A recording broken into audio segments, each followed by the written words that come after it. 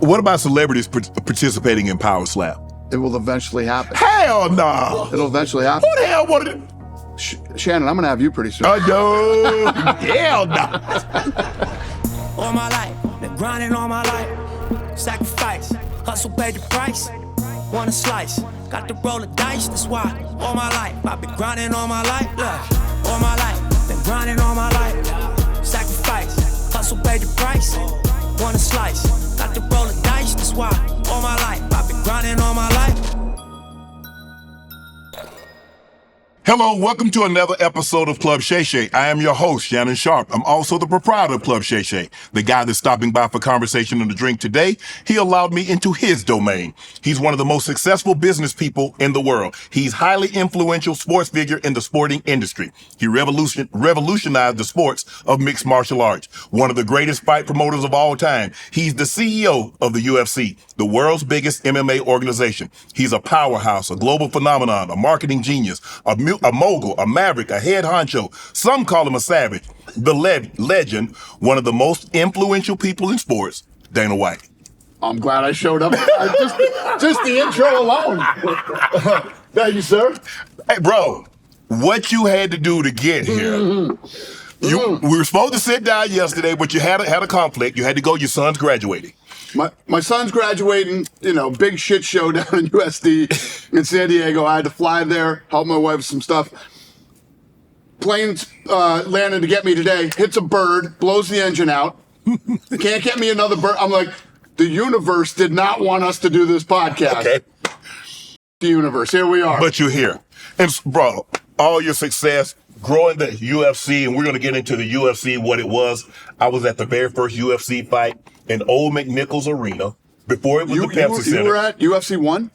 Ken Shamrock lost to Gracie. Back then, they had no weight classes. Yeah. You fought, you win, you advance, and you keep fighting, you keep fighting. And so what you've been able to grow it to, I don't think anybody foresaw this, but what you've been able to do, I want to toast you, bro. I have my own cognac.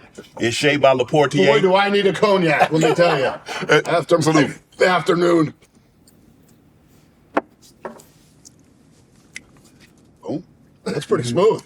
We got yours right here. What's pretty smooth? You have the Howler Head, which is a bourbon. It's a bourbon, yeah. It's a flavored bourbon, and I started it during the pandemic. Yeah. It's fun. It's fun being in the liquor business, right? I started in the pandemic also. We kind of started a little before, but the kind of, we're going to release it. Then the pandemic happened, so it got pushed back. But you're in this business and you understand the 3-tier system. So it's just not like, okay, I want to sell you this, Dana. You got to go through distributors and then they go. It's a grind. Absolutely. It's a full-time It job is. Being in the liquor business. It is. But it's fun. It is. So let's get right into it. The roast with Tom Brady. Yeah. First of all, could you let someone roast you? After doing the roast, no. I would never. Now that I've done it, I would never. Let me tell you this. For the people that don't understand the roast of Tom Brady, right? There were 12,000 people there live, right? 12,000 people live. Right. Then you have, the dais, all the guys that are on the dais. Plus, some of the baddest comedians in the world were there. You had Chappelle was there. Yeah. Chelsea Handler was there. Yeah. Guy from England, I got to remember this guy's name, but he's huge and Jeff Ross and Hinecliffe and Glazer. But they're all there. Yeah. Everybody was there. Well, then the people that you saw on the dais too, right? Mm-hmm. Now, you have to get up and tell jokes. Public speaking is whatever. A lot of people have fear of public speaking. I public speak all the time. Telling jokes is a whole nother ballgame. Yes. Then, when you're up, cameras come running up and they're right in your face, 12,000 people, everybody's staring at you, and now you got to tell jokes. Right. And if you up one word, if you stutter, if you go into a downward death spiral that you could never pull yourself out of. I'm telling you, it's the most underrated thing in the world, being a comedian and getting up and telling jokes. Right. I will never, ever, ever. Because I think the thing is, you and I'm a little older than you, Dana. I think I'm a little older than you. But I remember the roast with Dean Martin. Yeah. In order to do a roast effectively, you got to have some people like, he actually said that. Well, it's another level now. Yes. The roast with Dean Martin were funny and fun and whatever. It's kill. It goes for the kill now. Yes. It's like, It's a whole nother. I love them. I love roast. I'm a fan of roast. Right. Just not getting roasted. Or I don't mind getting roasted. Going up and roasting someone else and telling jokes it's not as easy as everybody thinks it is. It's very hard to do. So when you found out this, like, hey, Dana, we're going to roast Tom and we want you to be a participant, what was the first thing? Because I know the relationship that you have with Tom, and then what was going through your mind when you was like, oh, man. Well, there are a couple things. When they first asked me, I hung up the phone and called him. I said, they must have paid you an ungodly amount of money to do this. Right. He said, they really didn't. I'm just a fan of roasts, and I want to do it. I said, okay. So he obviously gave my name to be whatever. I said, I'm in, I'll do it, which I said I would never do again because I do a show called Looking for a Fight. Right. And we put ourselves in uncomfortable situations. We did stand-up comedy one night at a comedy club. Okay. It is the hardest, most brutal, worst thing that I've ever done in my life, and I said I'd never do it again.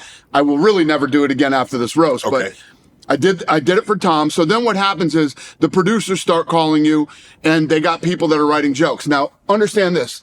They're writing jokes for Brady, Gronk, Edelman, Coach Belichick, Mr. Kraft, Kardashian, his ex. Yeah, no, for Bledsoe. Yeah. The list goes on and on, right? I'm 60 seconds. Right. So I'm getting the piece of joke crumbs that fell on the fucking floor. You know what I mean? They're giving me all these jokes that are like UFC based that, I would have never. And you're like, I want some meat. Leave me some meat on that bone. Exactly. It would have been brutal. So I called in a favor. I called Bill Burr.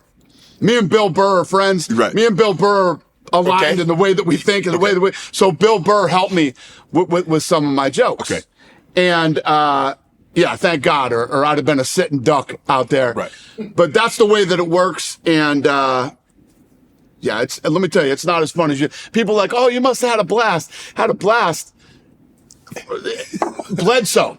I give Bledsoe all the credit in the world. You could tell when Bledsoe first went up there, he was nervous. Mm-hmm. He was first. Right. Oh.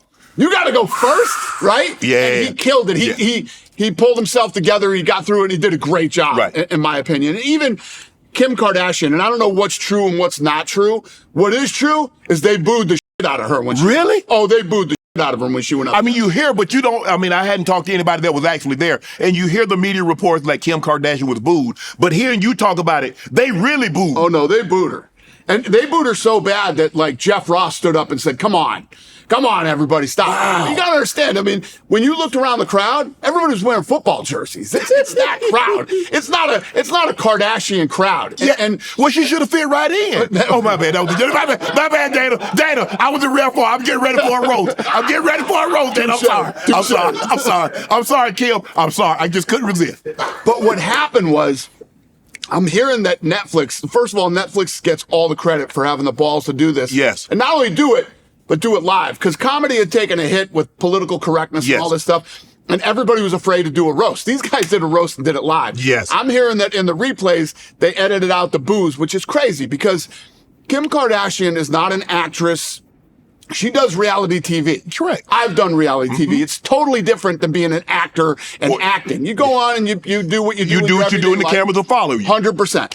Now, she got booed and she powered through it. Right. She powered through it. She did her set and whatever. It takes a lot of balls to get up there and do that, and she did it. But when you step up and you do a roast, like my second joke that I told was, so I wake up that morning and I start thinking about, what if I start to bomb? Right? If I start to bomb, how could I attack the crowd? Right. Right? And whatever. I call Bill Burr. And literally I said to Bill, if I start to bomb, how could I attack like the LA, California crowd that's there or whatever? He pauses for like 2 seconds and says, what? My name is Dana. Is that not trans enough for you, liberal? And I go, oh, I'm opening with that one. I'm not gonna, right? So when I put the joke in, that all the comedians were telling me, don't do that joke. Don't do that joke. You're not going to get the response you think. I said, oh, no. I literally want to come out and punch this thing right in the face. Yes. You know what I mean? And that was how that happened. Could you get a sense, because like I say, you know Tom, you've been around Tom in a private setting, not, the politically correct Tom, so you know him a lot better than most people.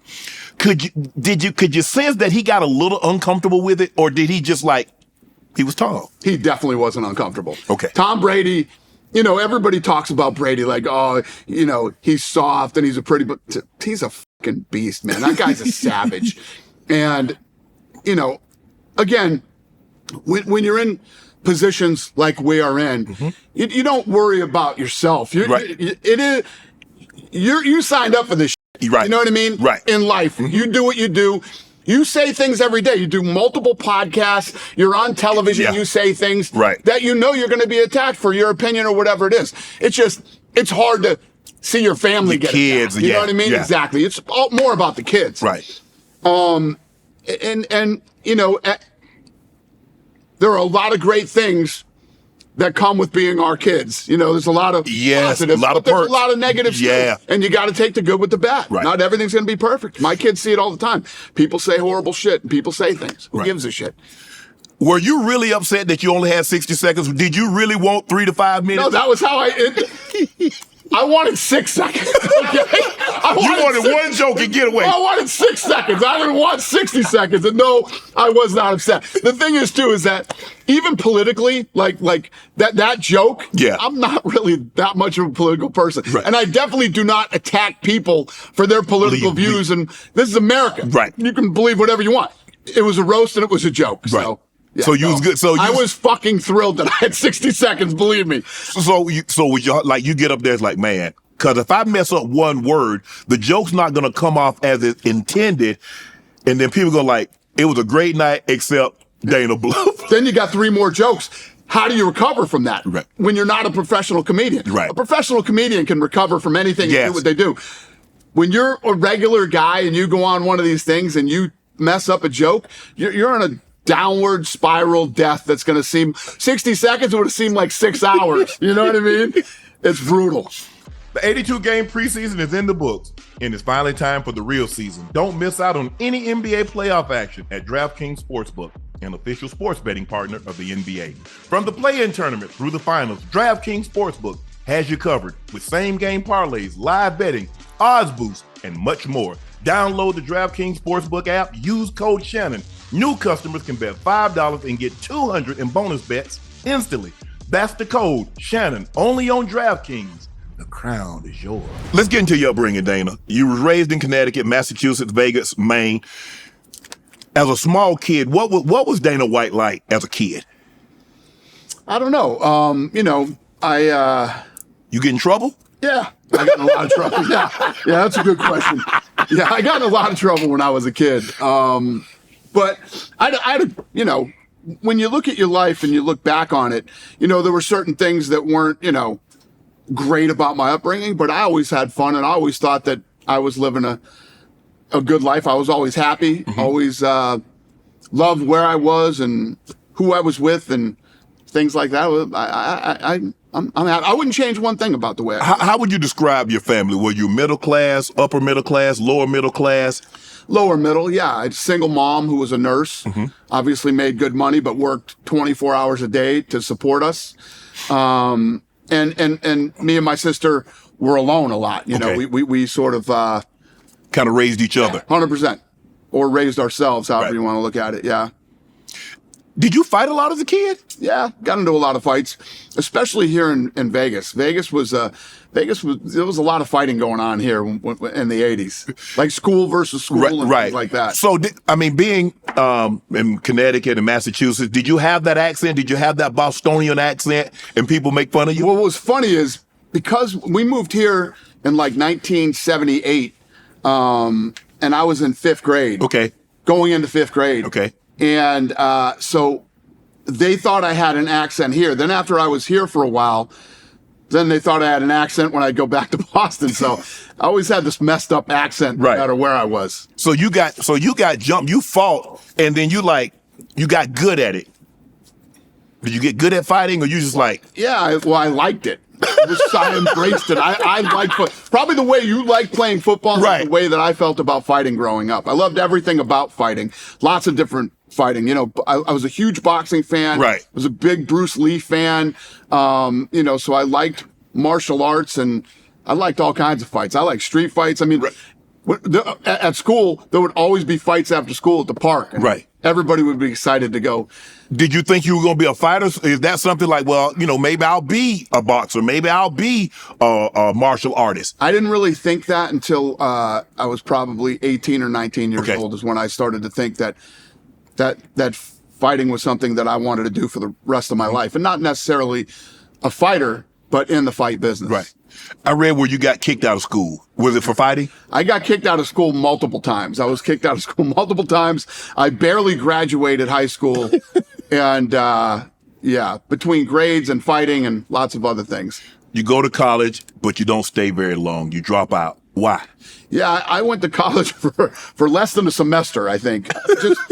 It just wasn't for me. Right. I went to school and I was just like, it's not me. Unfortunately, this isn't my future. My son is going to graduate college this weekend. I'm literally flying back to San Diego tomorrow for his graduation weekend, and I'm so proud of him and happy for him. It wasn't my path. It just wasn't for me. Right. But when you look at it, you look at a lot of people. You dropped out of college. Oprah, Steve Jobs, Mark Zuckerberg, Bill Gates, Kanye West, Jack Dorsey, Paul Allen. Why do you think a lot of successful people choose that path? Because go to college, you got to go to college, you got to get a degree, you got to yada, yada, yada. And so many people that are successful chose a different path. I think a lot of the people, I'm not saying everybody, I'm just, in my experience with this, a lot of kids that go to college don't know who they are and what they want to be and do for the rest of their life. I was very fortunate, and I think these people were probably the same, knew exactly who we were and what we wanted at a very young age. I mean, there's still people that are 30 walking around trying to figure out who they are and what they want to do. I knew. And then once you know and you lock in and focus on it and go for it, it's hard not to be successful. Right. And maybe a college degree isn't a requirement for what you want to do in life or what you want to become in life. Yeah. And I think, I read this book recently. Rick Rubin wrote a book, and it's brilliant. It's so good. And it talks about how a lot of the people that become successful, it's like when you go to college, you learn all the rules. Okay. They teach you all the rules of business and whatever it may be. Kids that didn't go to college don't know the rules. So they break all the rules and do things differently than the kids that went to college. A lot of time kids that don't go to college, they're willing to take risks that people that went to college because, like you say, you learn the rules. And you're like, we don't do that. It's but true. If you didn't go, you don't know the rules, so you break the rules. And I am an excessive risk taker. Excessive risk taker. I mean, I literally take risks to a whole nother level. Right. I love risk. I love adversity. It's like today. I mean, I don't care who you are, how much money you have, what you have going on. When you get out of bed every day, life is standing right there to punch you in the mouth. And, you have to overcome all these different struggles in life every day. Right. I actually love when adversity is thrown at me and I have to deal with this stuff. And it's one of my favorite things to do. So I'm a little sick and twisted, and I like the conflict every day. I like powering through the challenges that life throws at you every day. It's like one of my favorite things to do. Is it true you got ran out of Boston? You could call it that. Yeah. Did you owe somebody money? No, I didn't owe anybody money, but that's the way, if you've ever seen the movie Black Mass, or you hear the stories of Whitey Bulger, Yes. who was one of the most notorious gangsters in American history, was in cahoots with the FBI. And, that's where I lived. And that shit was going on at that time. And it was very real. And so you're like, okay, I'll leave. Yeah. Well, when you're staring down the barrel of those type of people, I just booked a one-way ticket back to Vegas. Right. And So did you understand why you was being run out of town? Were there something like you owed money? Were there something, I mean, because, you have to pay a tax on goods, or were you trying to run an operation? Did you infringe on someone's territory? Yeah, I mean, I didn't owe anybody money, but I mean, that was life in that city at that time. And it's crazy the way that life works out, because I wouldn't have come back. I think I would have eventually come back to Vegas. That was always my plan. Mm-hmm. I wouldn't have done it then, and the timing wouldn't have been right for me and the Fertittas to connect at the wedding that we were at, and right. The list goes on. And I'm sure you have a million of these stories yourself. The way that life works and all these paths you end up going down for whatever reason, that led you to sitting in this chair right now talking to me.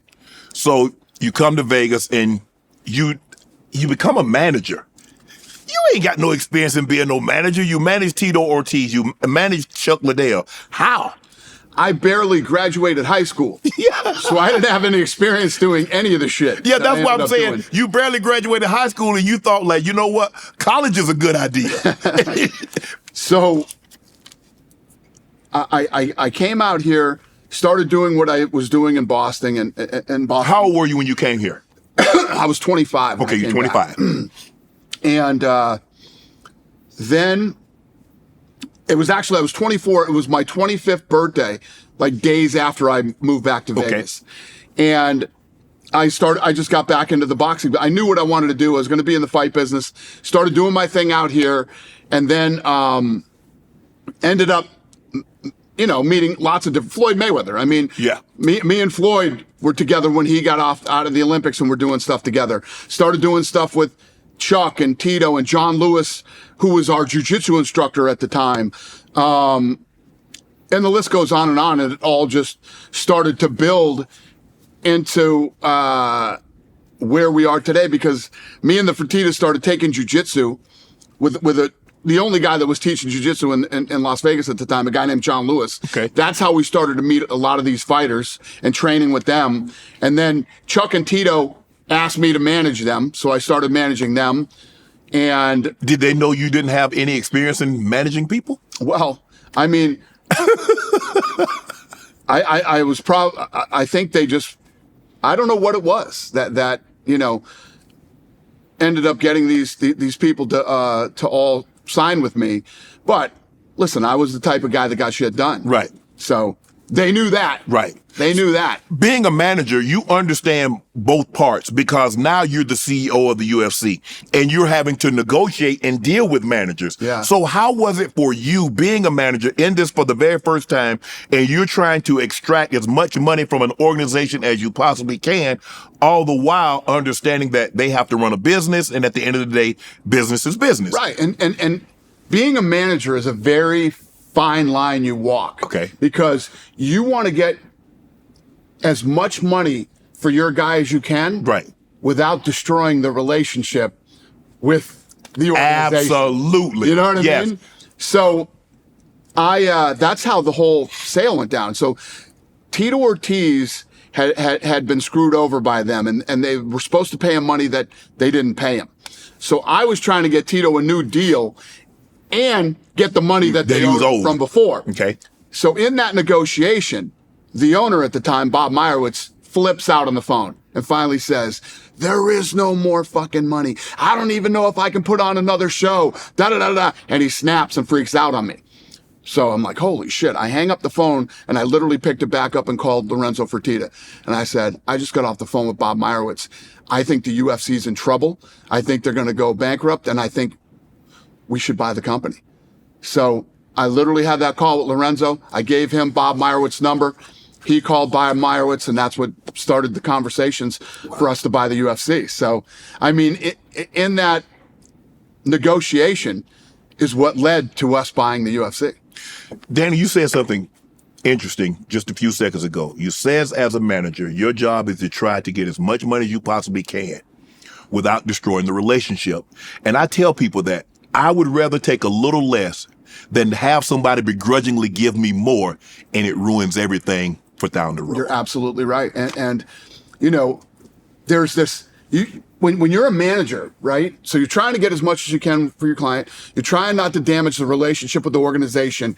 Yet at the same time, you also realize if I'm managing you, your life, literally your life is in my hands. Correct. Right? And I tell fighters this and other athletes all the time. Be careful who you get to represent you, because that is exactly what they do. Because they are representing you, right? Yes. So any way that this negotiation goes south, I'm still going to make a living. I got 5 or 6 other clients, but you, the one guy that I'm managing, if I burn that bridge and destroy that relationship, I burned your bridge. Correct. Not my bridge, right. Your bridge. Wow. You say you picked up the phone, you called the Fertitta, and how did you, before you say, how did you guys become friends? How did you know the Fertitta? So Lorenzo and I went to school together in Las Vegas. Oh, okay. We were in the same class. It's not like me and Lorenzo were best friends growing up in high school. We knew each other. Right. He came from money. I did not. Right. And but the Fertittas were always really good, solid human beings. Okay. You will never meet more well-adjusted, kind, giving humans than the Fertitta family. They're one of the greatest families on planet Earth. And they've done a lot of things for a lot of people, and they've made a lot of people wealthy. Right. So you pick up the phone, you call him and says, man, check this out. I think the UFC might be in trouble. I think they might be going belly up. I think we'd be able to get them for a good price. And I think this is something we can really, really... Did you know you could turn it into what it eventually became? Listen, we all believed. Me, Frank, and Lorenzo believed. There were 3 guys that truly believed in this business, and it was us. And yes, I was just telling you when we started talking that every day after school, there would be a fight at the park. And the whole school would show up for the fight. Right. After school. And I had this philosophy that no matter what color you are, what country you come from, or what language you speak, we're all human beings. Right. And fighting is in our DNA. We get it and we like it. It's universal. It's like music. It doesn't need to be explained. So many times we'd be in Europe, and I'd be laying in bed flipping through channels, and cricket would come on. Mm-hmm. Okay? I have no idea what's going on. Right. I don't know. I'm never going to know, and I don't care enough to know about cricket. Okay. Now, I could be in another country, and a fight could come on, and the commentator could be talking about, I don't need to know what he's saying. I don't care. This is a fight. I understand it, I get it, and I like it, and I'm going to watch it in any language. Right. It works everywhere. And when you find somebody, I'll give you an example, Conor McGregor, who's from Ireland, right? He ignites an entire country. And sometimes, all of Europe, when you have somebody that's a big star like him, right? Or a Manny Pacquiao. Yes. Where everybody who looks like him, talks like him, and comes from where he comes from will get behind him and follow him. Brazil, whatever it is. And when you have multiple champions or great fighters from these different places around the world, it just works, man. It works. And that I always believed in. The $2 million, did you think the $2 million price for something that was about to go belly up, did you think you were paying too much, or you felt you got a good deal? Because you had the UFC, you had all the branding, you had everything already in place. You weren't going to have to put that up. In hindsight, yes, it was an amazing deal. But when you really think about what we bought those 3 letters and an old wooden octagon. Yep. And realistically, even those 3 letters hadn't been protected the way that they should have been. Right. He had sold off the video game rights, all the VHS and home video rights, which at the time that was the money. Was big, exactly.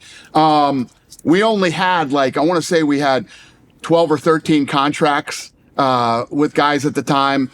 So there was a lot of work that needed to be done. It's easy to look back now and say, oh man, they got the UFC for $2 million. People don't really understand or know what it really took and all the work that had to go into turning this thing around. But you had to invest, you had $40 million in debt. Right. On the top of the $2 million that you had spent in order to, and obviously we know what it's worth now. But as like you said, you only had X amount of fighters. under contract. So, and I'm reading that you're like, okay, you put all your own money up on like Spike TV to Right.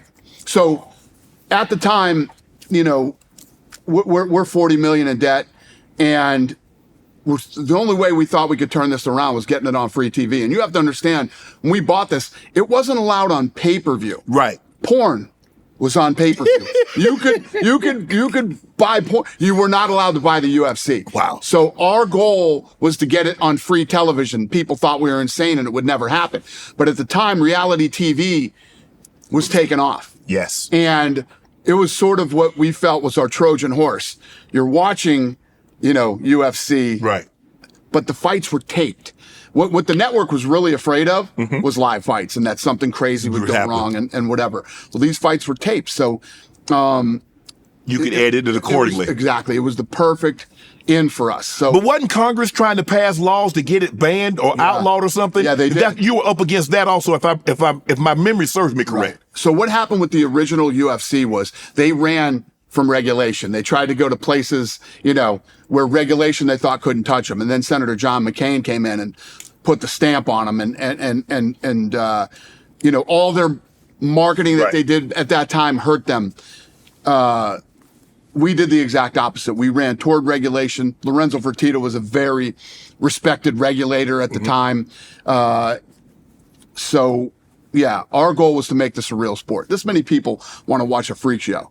This many people want to watch a real sport Right. with real athletes. So And how- we believed that it could be this someday, but you never really. Our big thing was the jiu-jitsu. Yes. How are you going to educate people about the jiu-jitsu? Because, you know, again, you and I are close to the same age. We came from, you know, the old John Wayne movies where he'd hit a guy. Yeah. And you'd go over and you'd stand him back up and hit him again. You didn't jump on top of the guy and start beating the shit out of him. You know, that wasn't, and boxing and everything. How do you teach people the ground game? Right. Well, first of all, one of the key components to that was Joe Rogan. Right. Who is the greatest, you know, The UFC play-by-play fight guy ever.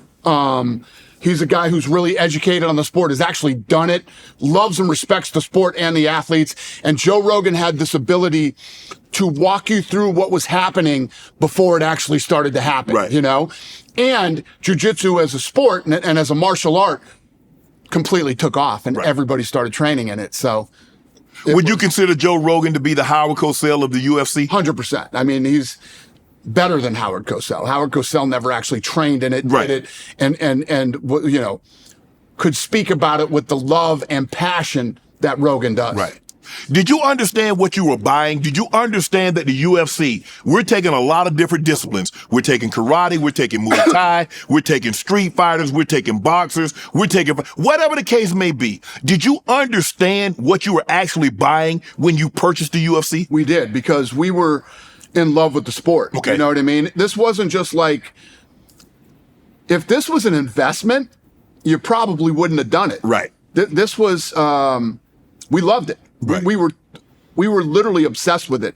We started taking jiu-jitsu with John Lewis, and we were doing, you know, 3-4 classes a week, Right. private in our offices at the time. And we loved it. When we saw, we said, man, imagine if they did this. Imagine if they did that. This could be big. We truly believed in it. Did you take the jiu-jitsu classes to better understand that, or to see how it would translate into UFC? No, we took the jiu-jitsu just to do it. Okay. And Okay. then once we did it, we became obsessed with it. Okay. Then once John started bringing some of the other guys in, Right. and we started to meet these guys, we're like, boxing had the same story.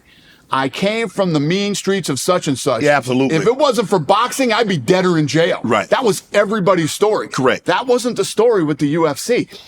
To be involved in martial arts, you grew up in a household that had money.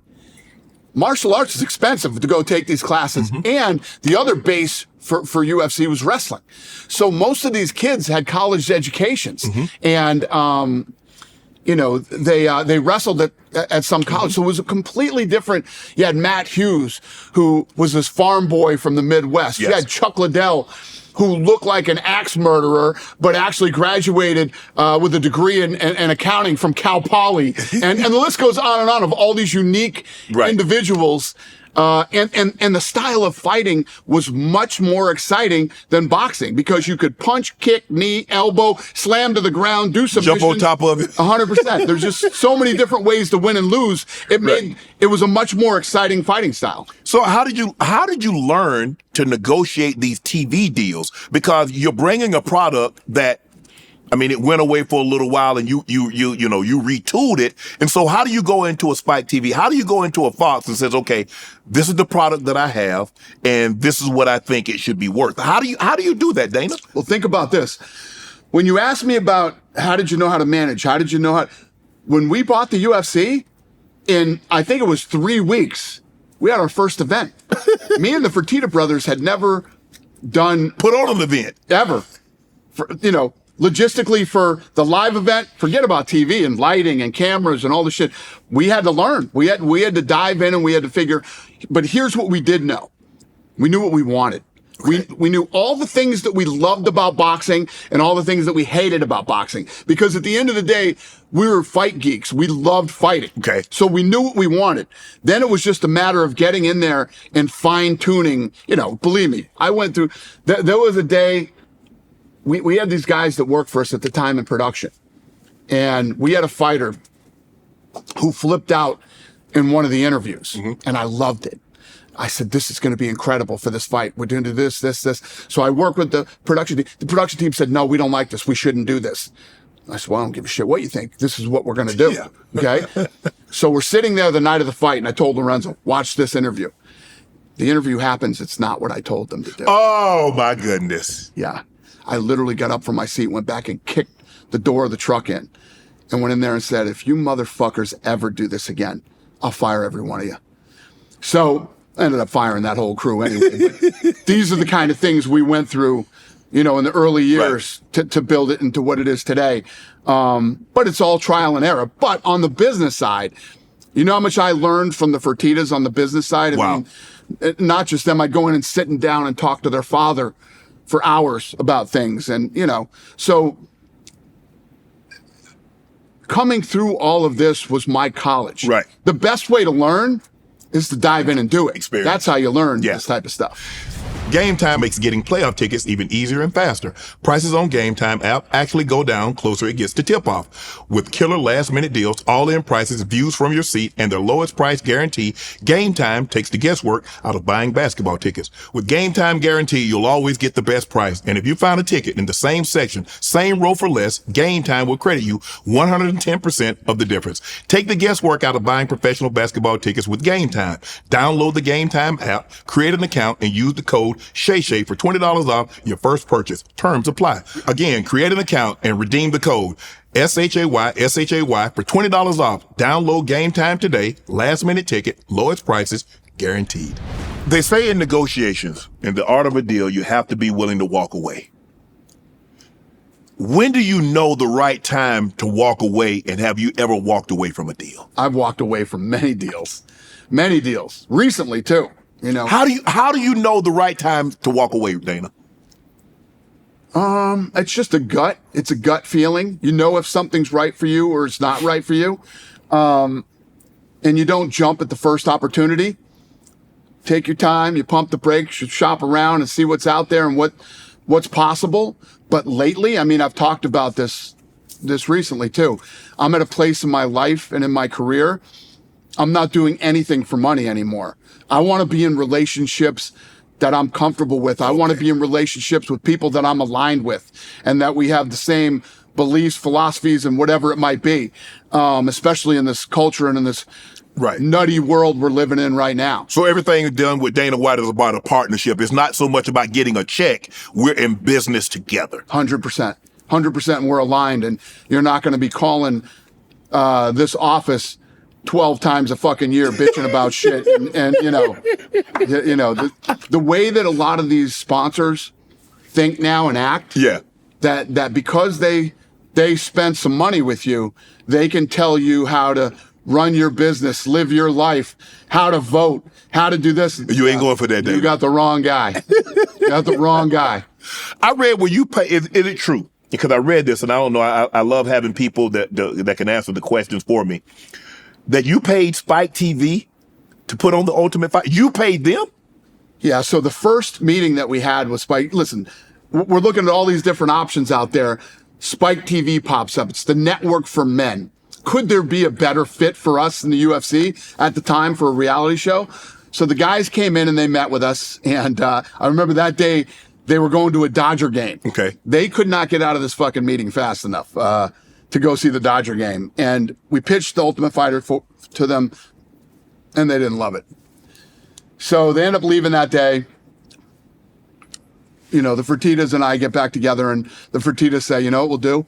We'll put up the money for this first season, which was $10 million. Wow. And this will be our last investment in the UFC. If this doesn't work, We're done. over. Yeah. So we reach out to Spike TV. We tell them we're going to put up the $10 million. They love that idea. So we financed the first season of The Ultimate Fighter, and The Ultimate Fighter is a smash hit. Right. And then the finale happens, and Forrest and Stephan Bonner put on that unbelievable fight. The ratings go through the roof. That night, I was like, I don't care if we end up with Spike or not. I know we got something here, and we're going to end up somewhere. The Spike TV executives take us out into the alley in the back of the arena. We literally did the next TV deal, you know, the outline for it on a napkin. Wow. In the alley at the arena. But is it true that WWE could have axed the deal because you followed them on Monday night? Yeah, and I will give Spike TV and their executives all the credit in the world for that. They literally, once we got in there, they put us behind the coming out of the WWE, which was a brilliant move. Right. And that was all Spike TV. They did that. But how do you...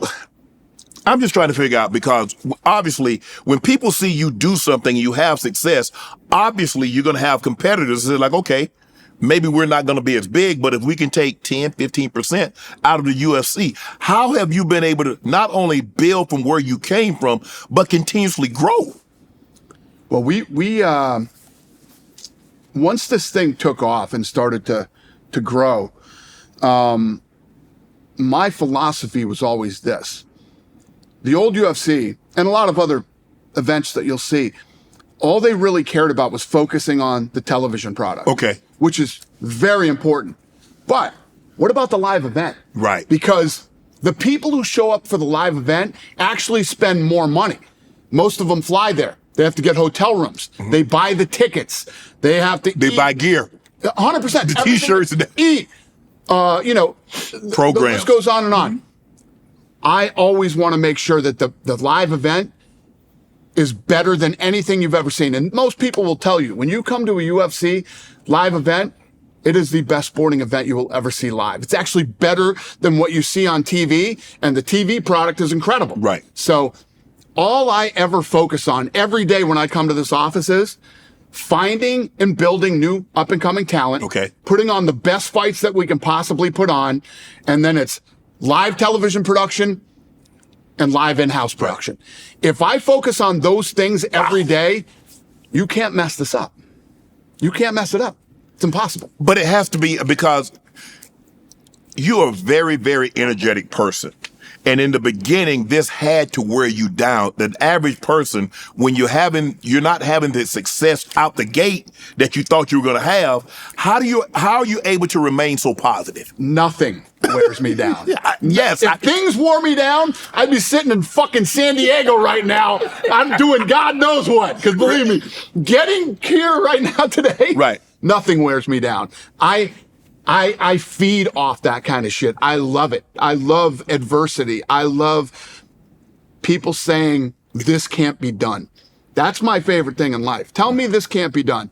And I'm going to show you can. 100%.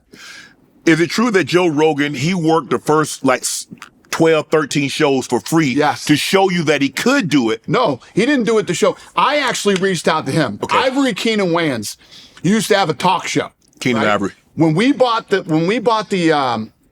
UFC, Right. They were based in New York. Right. So I had to fly out to New York, go through their offices myself, figure out what I was going to ship to Vegas that we needed, and throw away what we didn't. Okay. So they had tapes piled up to the roof. So I'm in there with a VHS popping all Plugging these them in. tapes and seeing what was what. And I pop in a tape, and it's the Keenan Ivory Wayans show. And he's got Joe Rogan, who is the Fear Factor guy at the time. Yes. And he starts talking about his love for MMA. And it was brilliant. The interview was brilliant. And I'm like, this is the guy I need. This is the guy that could be the, I didn't know how he fit in, but I was going to figure it out. I end up reaching out to Rogan, and he's awesome. We hit it off. And he says, wait a minute. So you're telling me that I can have the best seats in the house for every UFC event and talk about the UFC? He's like, I'll do that for free. So Rogan comes out. He does the first 12 events for free. Wow. We buy him a really nice watch to say thank you, whatever. Rogan could give a shit about a watch now that we really know Rogan. Yeah. But that's what started the relationship. And yeah, it just, I would do anything for Joe Rogan. And we haven't, we're tight. Would you consider him, even with fighters, probably one of the 2 or 3 best investments that the UFC made that you made? 100%. Joe Rogan was one of the best moves that I made early on in building this company. There were a few key people that I brought in that I believe helped get us to where we are today. And Joe Rogan is absolutely positively one of those people. And Joe Rogan will go down in history as one of the greatest combat sports play-by-play guys or color guys, whatever you want to call them, ever. Let's talk about some of your fighters. Let's start with Conor McGregor. Grew up, obviously, at one point in time, he was getting government assistance. Turns himself into the great fighter. He's a champion in 2 different weight classes. He fights Floyd, makes a ton of money, and we're going to get to that, how and why you signed off on that deal. Do you think Conor can ever be what he once was, having accumulated the wealth? Because it's hard, and I can appreciate Brady. I can appreciate guys that make millions, hundreds of millions, and still go and act as if they're broke. So Did you true. think that 100 million changed Conor? Does he still have the desire to go train and punch people in the face and get kicked in the face like he did when he was broke? It's impossible for that money not to affect you and phase you. And you see it, that is, and you're so dead on. One of the things that makes Brady so incredible and unique is that not only did he every year strive to get better and better, he was never one of these guys that tried to break the bank and be the highest paid guy. He would actually take less money to build A better team. 100%. I mean, it's one of the things that now he's looked at as the GOAT, and that guy will continue to print money for the rest of his life. Absolutely. And to be a young guy and not let his ego get in the way of being great and chasing greatness and understanding that not one person does anything. You need a team around you. And that is one of the things that I will credit Conor for too. If you ever notice, there's never been animosity or a beef between UFC and Conor McGregor. Right. Conor McGregor is brilliant in that way too. He knows what he brought to the table and he knows his value and his worth. But he also knows that the UFC is, you know what I mean? Much like Brady. The thing in fighting, the hard part about in the combat sports world is once you start to make that kind of money and you want to say, well, it never changed me. It's impossible not to change you. It's impossible to go from, where you were to where you are today financially and not be changed. But Conor's one of the very unique few that was able to capitalize on his fame, his personality, and everything else outside of the octagon. And this is all professional sports. I mean, you played at the highest level. To stay on top of your game for many, many years is very hard to do, especially once money becomes involved. Well, it's hard in this sport because you can't duck and dodge. You can't. You're absolutely right. You have a team around you that where you might slack a little bit, other people can pick up and carry you. You can't get carried in this sport. Right.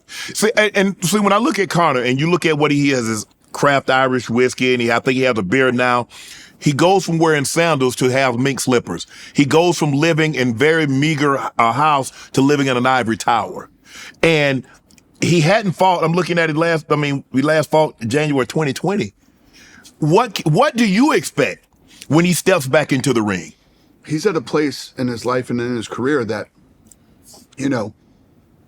he shows up every once in a while, but when he does, it's fun. You know it's going to be electric. People give a shit. Yeah. People want to see it. And, you can't expect to always be, the best in the world. It's hard to do. And you got to give it. I'll give you an example. People talk shit and say whatever they want to say, but look at Canelo.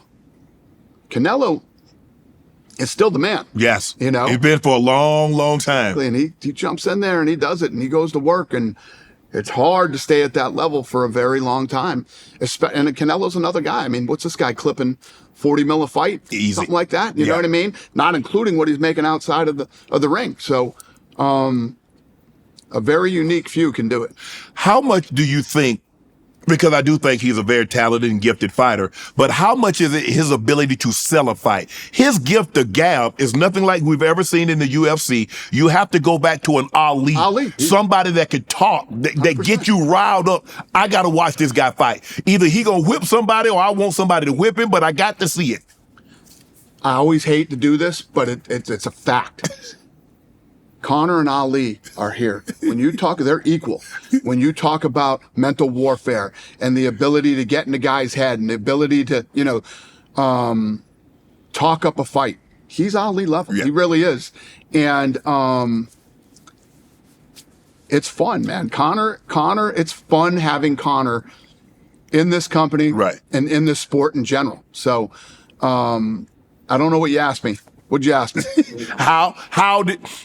Has the $100 million fight, to your best guess? Well, it's not just the $100 million fight. It's everything that came along. Made, I mean, as far as I've heard too, in the movie business, he just did a movie. He was the highest paid guy to ever walk into a movie for the first time. His liquor business. Irish, you and I hope we can do what he did in the liquor business. And the list goes on and on and on at what this kid has achieved and continues to achieve. So, fighting got him into a position where he could capitalize on all these different things outside of fighting. And very few, I'm trying to think of who else has been able to do that. Everybody else has had to make all their money in fighting.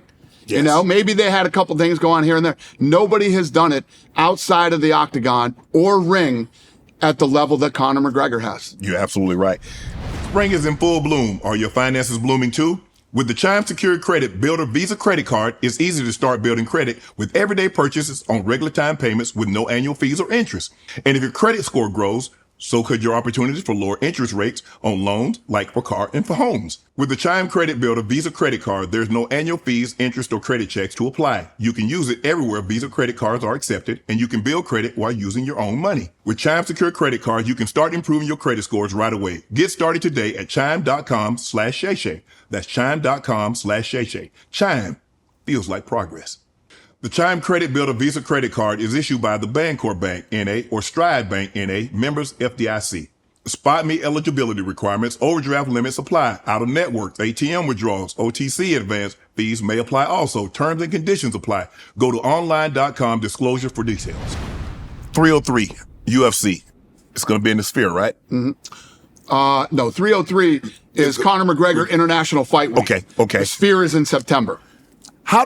Dana, how do you go about choosing where fights will take place? So normally what we'll do is we'll look at a date, a fight, what's available, where we haven't been in a long time. This whole Sphere thing goes back to Tom Brady. Tom Brady called me and said, want to go see you two together? They're playing at the Sphere. I said, yeah, I'm in. We go to the Sphere. I'm sitting in the Sphere and I'm looking around at how amazing this place is and the technology and everything. And I'm like, I have to do this. I literally, when we left, I got on the phone and I called my head of production, Craig Borsari, and I said, you're going to U2 next weekend. Get the team together, whoever you want to bring, and you're going to go watch this concert. We're doing the Sphere. Wow. So why? Why would I do this to myself, right? It's like, this is the kind of things that I love to do. I love to be first. Okay. I love to push the limits. Right. I love to do things that people think aren't possible, because everybody's like, how could you pull off a sporting event in the Sphere? It doesn't even make sense. Well, in September, Watch it. In September, I'm going to show you how you do it, right? So we're deep into this thing now. At the time, I've been with MGM forever. Yes. Well, I don't have the right to go to the Sphere. They fucked me. Okay? They fucked me. MGM did. Yeah.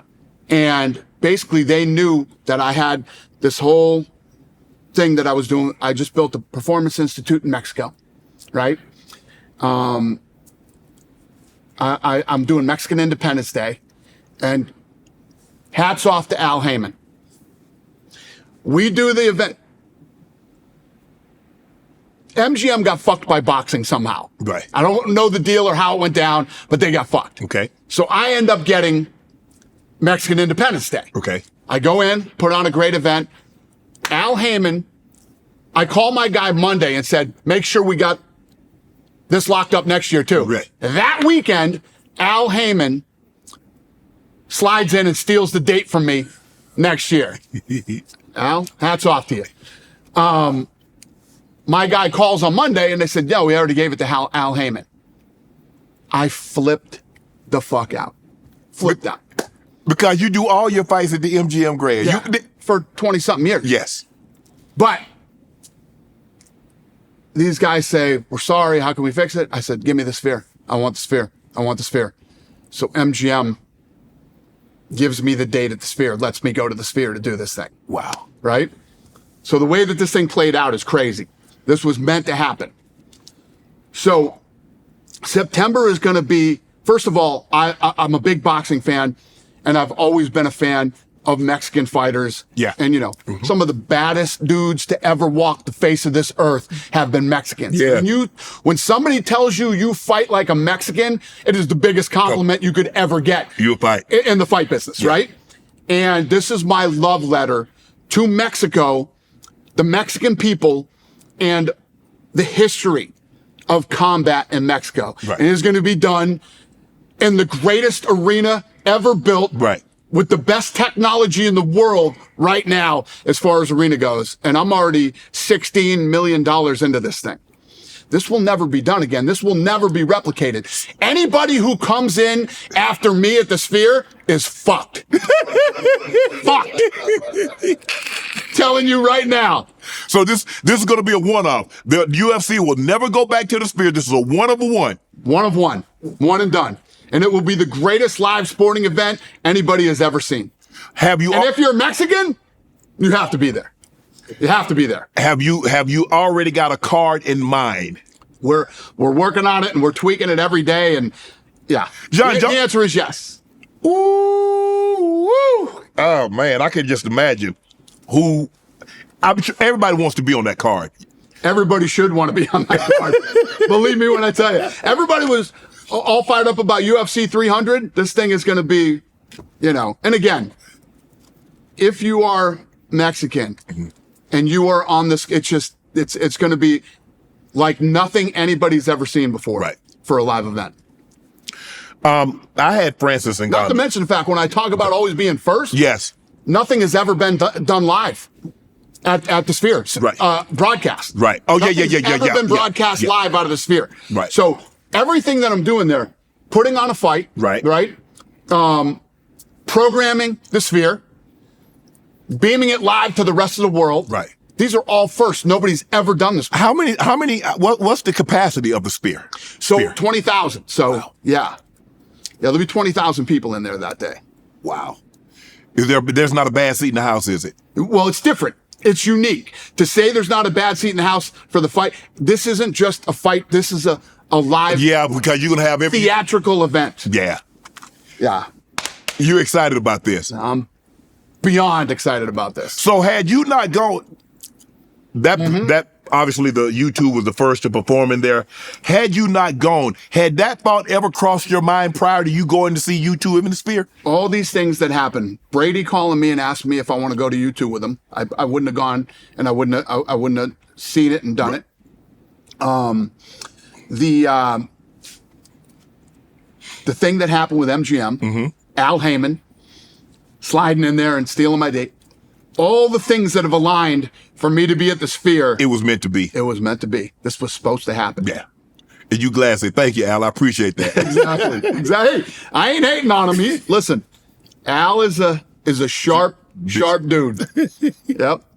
I had Francis Ngannou on, and he lost his son a couple of weeks ago, so rest his RIP to Francis Ngannou's son. Do you regret how things played out with Francis? Because you talk about the heavyweight champ and the baddest man on the planet, and for some reason, I think he defended his belt once, and then his contract ran out, and you guys weren't able to get something done. Are you disappointed with how that played out, Dana? No, because we did everything in our power to try to make that John Jones fight, and it is what it is. He said that. Now, I'm just going by what he said. Right. He said the UFC, I'm assuming if the UFC, that's you, said John Jones was afraid of him. Do you believe John Jones was afraid of Francis? Not only is John Jones not afraid of Francis, John Jones is the baddest fighter to ever live. Ever. In any combat sport. If you look at John Jones is undefeated in the UFC, right? He's got one loss on his record. He lost to Steve Mazzagatti.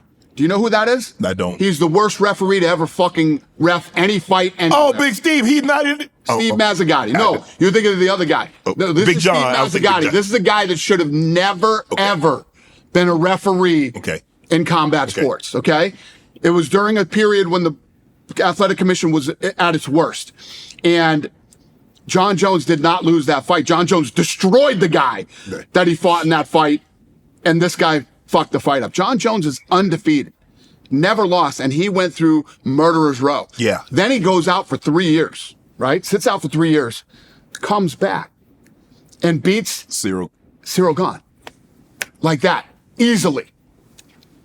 In my opinion, he does the same thing to Francis. What? 100%. Does the same thing to Francis. John Jones, Francis didn't want to fight John Jones.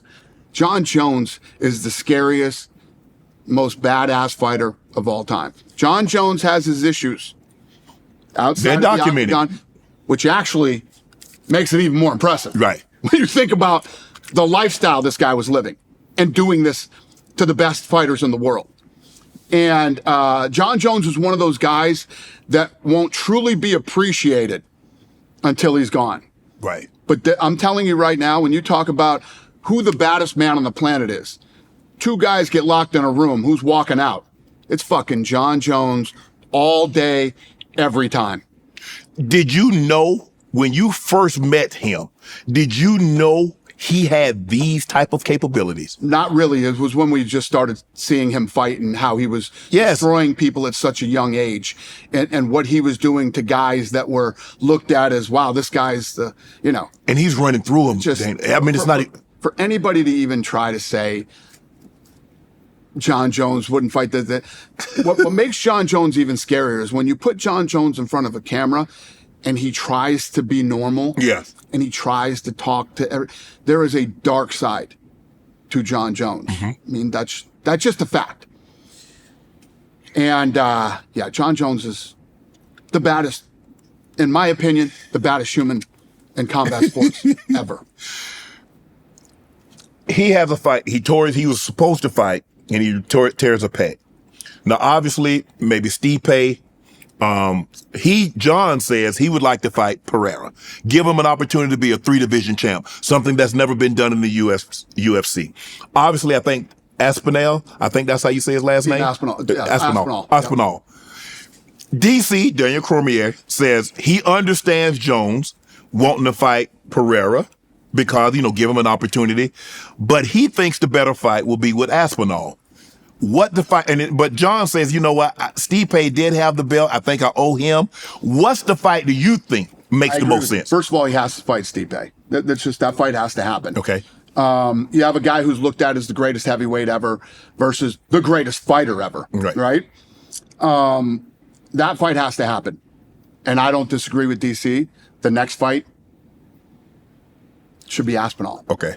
And Jon Jones,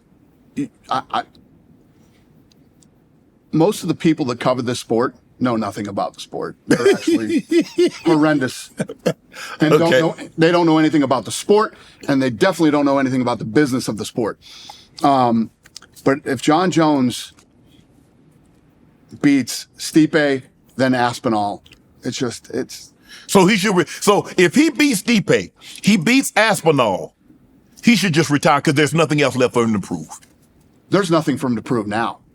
He already moved up to heavyweight, right, and walked through Cyril Gane. I mean, it. Francis Ngannou barely made it through Cyril Gane. Yeah. If Cyril Gane doesn't go for that submission, right, Cyril Gane wins that fight. Jon Jones walked through him. He did. Like he was nothing. Jon Jones has nothing to prove now. You know what I mean? I saw Jon arguing with fans on Instagram the other day. Jon Jones has nothing to argue about. Jon Jones has nothing to prove anymore. But the fact that he's still here and still wants to, he's going to come out and fight Stipe, and the fact that he could fight Aspinall, it's unbelievable. He will not truly be appreciated until he's gone. So the Pereira fight, you think, because Pereira, I mean, the punching power that he possessed, Pereira's amazing. I think Jon Jones walks through everybody, man. When Jon Jones gets his hands on you, you're in trouble. What makes him so unique? Because there are a lot of guys that can grapple. There's a lot of guys that can submit you. There's a lot of guys that can stand. What makes Jon Jones so unique? Jon Jones has a great chin. Jon Jones is good anywhere the fight goes. And Jon Jones is a killer. He's a killer. Jon Jones doesn't go in and try to squeak out, decisions. I think that's what you love most about him. You don't like guys trying to wrestle and just try to get it's not even that. He's the best. And there is a dark side to Jon Jones. Wow. Well, look at the when him and Cormier were in that interview. Yeah. And they thought that the cameras were off. Right. And they start talking to each other back and forth. And Cormier's like, you're a piece of shit. I'd spit in your face right now. And Jon Jones is like, and I'd kill you. I'd kill you, right? Like, we're not talking about fighting. I'd kill you, And then Jon Jones, the stuff that's gone on in his personal life, when all the nuttiness was going on during COVID and people were rioting and all that shit, Jon Jones was walking around the streets of his town, like smacking spray paint cans out of kids' hands and being like, "Get your fucking ass home! Wow, stop fucking up my town." And Jon Jones, Jones is a big gun guy. Yes, I see. He's got the dogs that are trained to, you know what I mean? Yes. Jon Jones is a bad dude. Do you ever worry about him in a face-off? Because you said he has a dark side. We see it in the ring. The MGM Grand lobby. Yeah. People are checking into their hotel. We're doing the weigh-ins in the lobby. Him and Cormier, Jon Jones goes after him. They get close and Cormier pushes him back and Jones goes after him. Big fist fight right in the lobby of the MGM Grand. Jon Jones is the baddest dude to ever do it. Right. Dana, you guys have made some positive strides as far as pay, because that seems to be a lot of the fighters that we don't get a thing. And I think the last one, you gave $300,000 bonuses instead of the $50,000 bonuses. For UFC 300. For UFC 300. And you have now to get $150,000, I think, if that's the case, and they can come out here and train and nutrition and all that other stuff. So where do we stand on this? How do we get, obviously they're not going to make football money. They're not going to make basketball or baseball money. But obviously I think some of the fighters says, considering what's at stake, I think the pay should be more. Well, nobody really knows how much a lot of these guys make. And guess what? These guys don't want you to know how much they make either. Right. There's a narrative from, people that don't like the UFC, don't like me, or whatever it might be. And these guys don't know what these guys really make. And the other thing is that the money is spread out from the top to the bottom. Right. we have guys who would be considered journeymen in boxing who've made millions of dollars. Right. And if you don't like the way that it's run here, there's no barrier to entry. Start your own mixed martial arts organization and you pay the guys whatever you think you want to. Right. It's been done by many, many powerful, rich, smart businessmen, and they don't succeed. No. I've built a business that has lasted, that has changed many people's lives. Correct. And, if you think you can do it better than me, knock yourselves out. Most of this narrative is by scumbag reporters Okay. who have never built anything in their life, who have no idea what it's like to run a business, and who have no idea what it's like for people to depend on a paycheck from Right. them. So You, I could care less. I look at you guys, Dana. You're like the NFL. You remember the USFL? They tried to compete against the NFL. 100%. It didn't work. And we've seen other leagues try to compete against the NFL. And the UFL says, you know what? We're going to pay you. We're going to pay you more. And it didn't work. Why do you think that the organizations that come up against you and have all these genius ideas, well, we're going to do X, Y, and Z, why do you think they fail? Well, we felt the same way. I mean, when we bought the UFC, we were like, wow, this is going to be great. We'll be friends with all the fighters and we'll do this and do that. But then once you get into it and you start to realize the reality and you're $40 million in the hole and you're trying to fight to survive, we change people's lives every day in many different ways. And I'm very happy with what we've accomplished and what we've done and what we continue to do, not just for the fighters, but for our employees who work here at the UFC. We continue to grow the sport. We continue to get more people involved from other countries. Right. And we reinvest in the sport. When you look at what boxing did, everybody's like, oh, boxing, every fucking event that they put on, it's a going out of business sale. Let's grab as much money as we can from everybody. We don't care if the event is good. We don't care if the people at home enjoy what they saw. We don't care if the people who came and bought tickets liked it. Right. We just want to grab as much money as we can. They never reinvested in the sport. Tell me a sport or any business ever in the history of the world that has probably made trillions of dollars in revenue. And at the end of the day, there's nothing there. Right. That's boxing. We built a brand that fans believe in and trust. They know when they buy tickets or a pay-per-view, they're going to get what they paid for. And everybody is taken care of from the top to the bottom. Professional sports isn't a job. It's an opportunity, right? You were given an opportunity. You were good enough to get an opportunity where you could go out in a very short period of time and make as much money as you could possibly make. And it gave you a platform to be here today having this conversation. Yeah. That is what professional sports is all about. And that is what we provide for lots of different people who are great like Conor McGregor and people that you'll never know their name. Right. You wouldn't even know who the hell they are if you saw them in the street. That's what we do. Quick math. The less your business spends on operations, multiple systems, and delivering your product or service, the more margin you have and the more money you keep. But with higher expenses on materials, employees, distribution, and borrowing, everything costs more. So to reduce the cost and headaches, smart businesses are graduating to NetSuite by Oracle. NetSuite is the #1 cloud financial system, bringing accounting, financial management, inventory, HR into one platform and one source of truth. With NetSuite, you reduce IT costs because NetSuite lives in the cloud with no hardware required, access from anywhere. You cut the cost maintaining multiple systems because you've got one unified business management suite. You improve efficiency by bringing all your major business processes into one platform, slashing manual tasks and errors. Over 37,000 companies have already made the move, so do the math and see how you'll profit with NetSuite.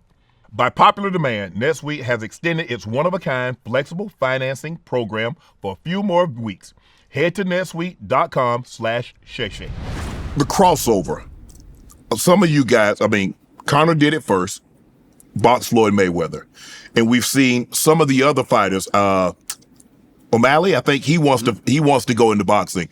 Where are you on that? Because look, it was great because Conor and Floyd is big time. You got big personality. You got Floyd, arguably one of the greatest fighter ever.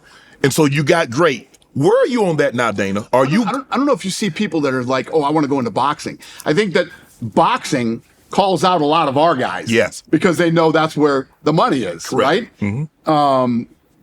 We built the right model, a sustainable model, and a model that works for everybody and changes everybody's lives. If your opinion is, again, I think these guys, well, how much money? What's the number? Because most of the time, most of these guys in boxing will say, well, I want 40 million for that. Well, how does that fucking make sense?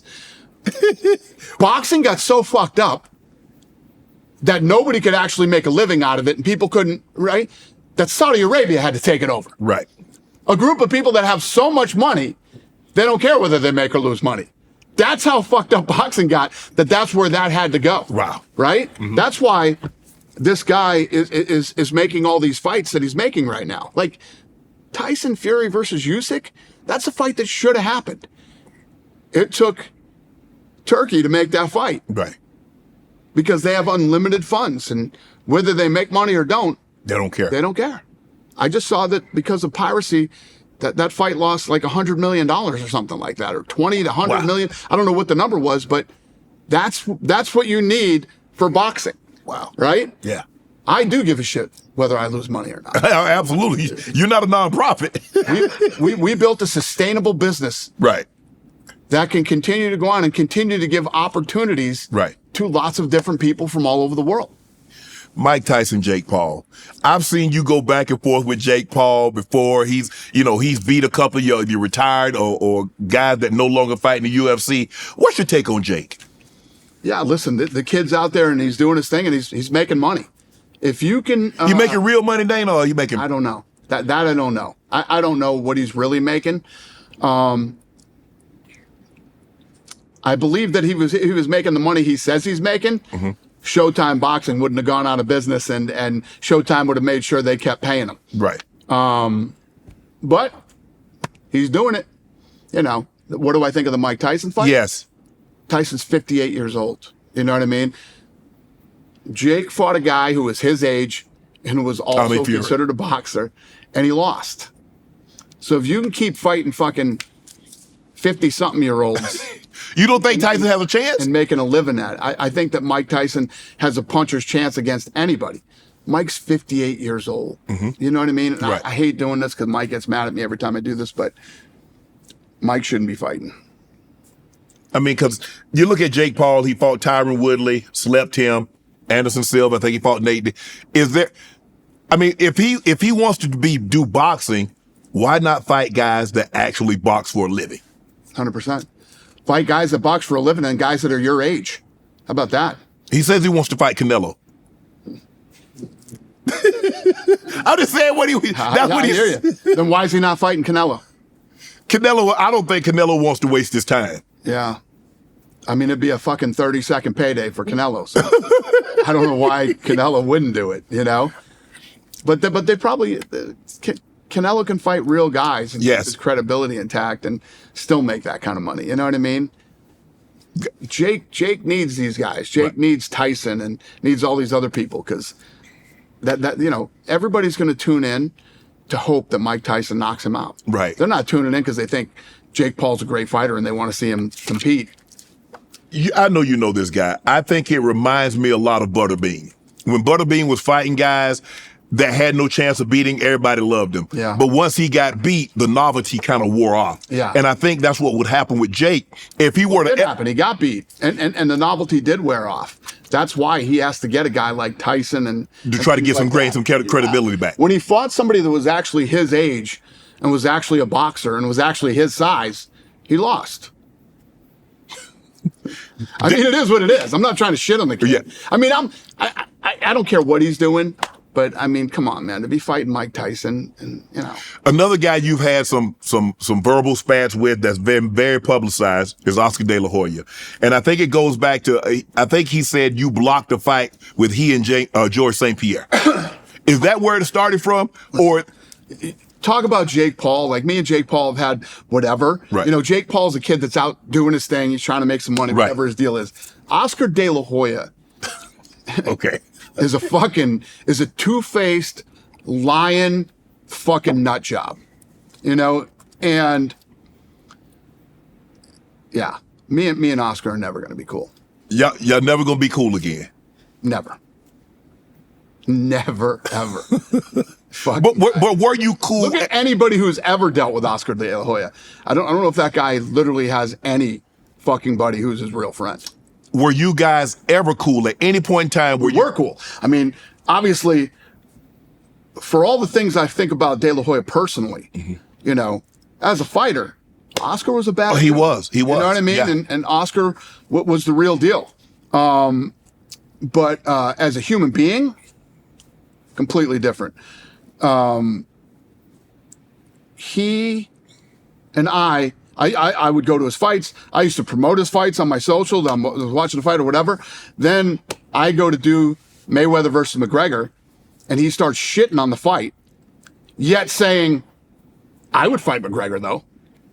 So yeah, he's just, I mean, if you look at the history between me and him, you know, I'm going to get into MMA and pay these guys what they deserve to be paid. No, he didn't. And, you know, the guys that were involved in that fight all got fucked. Right. He didn't pay them more than they ever made in their careers. He didn't even know half the guys' fucking names on the card. And the list goes on and on with that guy. Khabib, he retired. Do you think there's ever a chance that Khabib would come back and fight? Is there a number that you can say, Khabib, we got 20 million, we got 25 million? I threw the numbers at him, trust me. Habib has more money than he'll ever spend. He doesn't need to fight again. And I think that he sort of lost the desire when his father passed away. And I think it was a father-son thing. Yeah. That he had with his dad. And also he's such a good human being that he is truly happy for Islam. Right. And what Islam is. And he is fulfilled enough that was his dad's dream, that Habib would reign, then would come Islam. And it's all playing out exactly the way they planned it. I think Habib's in a good place in his life. Ronda Rousey. Yep. Greatest athlete I've ever worked with. Wow. What did she mean for the UFC? She was huge at the right time and the right place. And women's fighting is where it is today because of her. And she was one of those athletes, like, anything, anywhere, anytime. She was a workhorse, great human being, brilliant. Yeah. The greatest athlete I've ever worked with. Were you sad when she stepped away?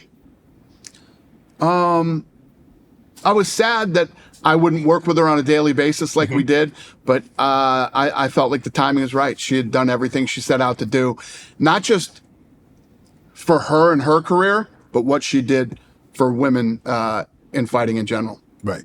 And you see Amanda Nunes come in, and I watched that fight, and I'm looking at the capabilities that Amanda had versus what Ronda. Well, what happened with Ronda was very unique in that she came in and put this thing on the world stage. This thing being women fighting. Women fighting, yeah. She put it on the world stage. Correct. Right? At a level that nobody else could have ever done it. And while she was doing what she was doing, building the sport and the UFC and women, all these other women were training to be her. You know what I mean? Yes. She had taken so much on her shoulders at the time. It was literally impossible for her to keep growing as a fighter during that period. Right. So now we see UFC fighters becoming movie stars. We see Ronda Rousey. We've mentioned to her, Conor McGregor. He was in his own movie. Ronda's been in several movies. Are you pleased with, do you like that your fighters, UFC, that they're becoming so big that they're able to brand out and even grow the UFC even more? Well, you have Conors and Rondas that are very unique. Yes. It's hard to take those two and compare them to all the rest. Right. If you look at, we already talked about Conor, but if you look at Ronda, she came in and blew the UFC up for women, opened the doors for all women to come in. She's written books that have been New York Times bestsellers. She's written, she just wrote a screenplay for her own story. She went into the WWE and became a star. Yeah. Sponsorship deals she's done. There's things Ronda's done that will never be done again. So you're looking at very unique. Very, very unique situations. Right. Everybody's not going to, but you know, Dana, you know everybody comes with the aspirations of being, if they're female, being Ronda Rousey or being Conor McGregor. As you should. And what happened with Nunes, I love Amanda Nunes. We have an incredible relationship. Is she coming back? Huh? Is she coming back? She could come back. There's a possibility she could come back. But again, a very unique individual in her own right. Very powerful woman that is looked at as the GOAT now in female fighting. Married to another female fighter. So very inspirational and big in the gay and lesbian community. Now a mother. She blazed her own trail in UFC. Like, everybody's journey is different and not the same, as an athlete and as a human. I read that you were the one that really got Rock into social media. Yeah. What's your relationship with The Rock? I have a great relationship with him.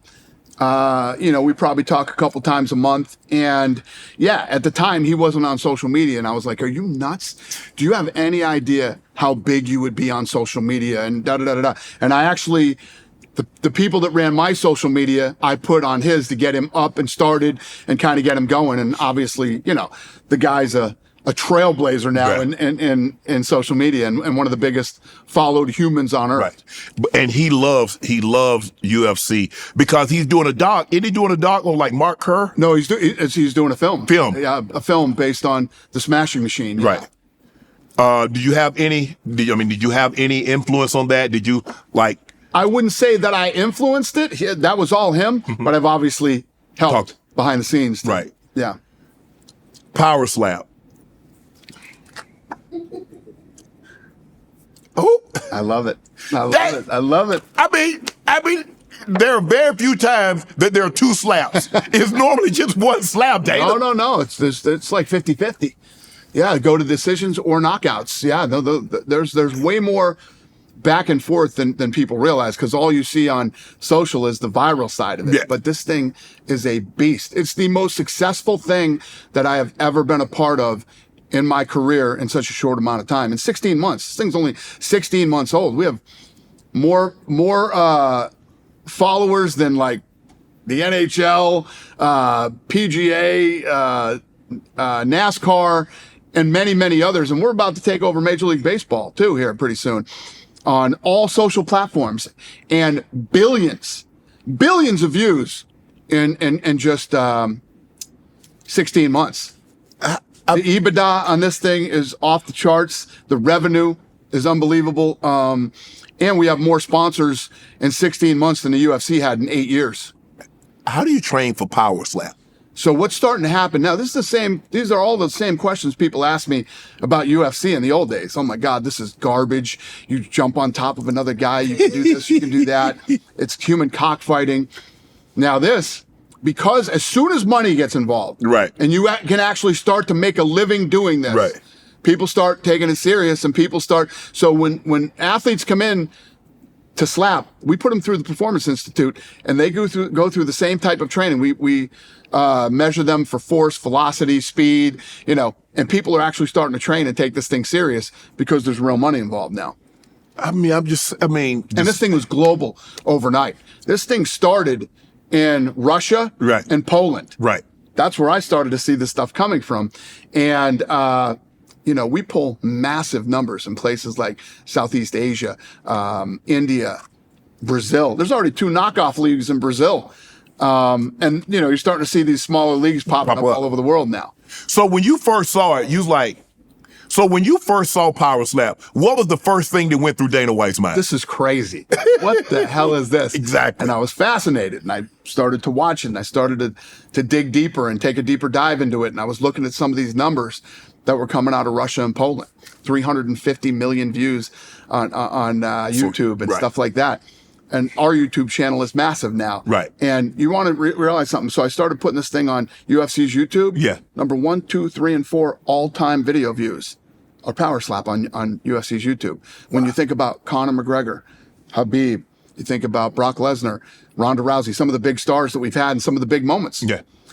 So the second biggest thing on my social media ever now is Max Holloway knocking out Justin Gaethje at UFC 200. Yes. Number one is power slap. When he called him in the By a massive number one. Right. What about celebrities participating in power slap?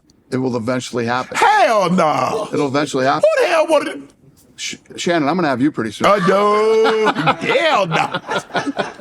I don't want to be in no UFC. I don't want to get choked. I don't want to get kicked. At least in boxing, Dana, I ain't got to worry about but two D's right here. In UFC, you got to worry about kick, but that slap, man. I know. And they got your hands behind your back. Yeah. And they already know what's going to happen because they got two people to catch you. Because they know you about to go down. These guys are so tough, man. So tough. And the balls it takes to go out there and perform on the world stage and do this when you know it's going to be the biggest thing virally on earth. Nah. Well, I tell you what, I hate to be the first. I hate the first athlete because he's gonna be the biggest. That's gonna be the most biggest viral moment. Because when you get an athlete that does that, an ex-professional athlete. This thing's been around for 16 months and we have 6 billion views. Over 6 billion views. Yeah. Right? Think about that. The first athlete to get slapped, he gonna do $1 billion by himself. In the world, 8 billion people in the world. We have 6 billion views in 16 months. Wow. I mean, when you really wrap your head around how big power slap is and the numbers that it pulls, it's absolutely fascinating. And I love it because it's another one of those things that people said, this won't work. Give me 3 football players and 3 basketball players that you believe would be great MMA fighters. You gotta start with the 2 GOATs. Okay. First of all, Brady. Man, you know damn well Brady ain't gonna be no MMA fighter. I'm just telling you, if you think about the mindset that it takes to be great, that's number one. It starts with the mindset. Okay. You got to go with Brady, and you got to go with Jordan. Okay. So let's get those 2 out of the way. Jordan is a killer. Okay. I've spoke about Michael Jordan many times. Mm-hmm. Never met him. Don't know him. Yeah. Don't want to meet him.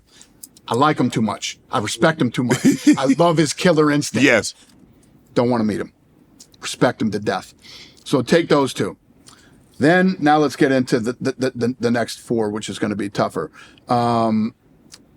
When you talk about big, explosive power. So Mercedes Lewis, he's a huge UFC fan. Yes. Obviously an unbelievable athlete and whatever. Has the mindset, been in the game forever. I'm going to go with him too. Okay. Just because he's such a huge fan of the sport. Okay.